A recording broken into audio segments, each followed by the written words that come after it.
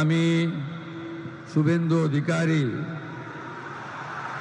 ঈশ্বরের নামে শপথ করিতেছি যে বিধি দ্বারা স্থাপিত ভারতের সংবিধানের প্রতি আমি অকৃত্রিম নিষ্ঠা ও আনুগত্য পোষণ করিব। আমি ভারতের সার্বভৌমত্ব ও অখণ্ডতা রক্ষা করিব। পশ্চিমবঙ্গ রাজ্যের মুখ্যমন্ত্রী রূপে আমার কর্তব্যসমূহ নিষ্ঠাপূর্বক এবং বিবেকসম্মতভাবে নির্বাহ করিব এবং ভয় বা পক্ষপাত, প্রীতি বা বিদ্বেষ রহিত হইয়া সকল শ্রেণীর জনগণের প্রতি সংবিধান ও বিধি অনুসারে ন্যায় আচরণ করিব।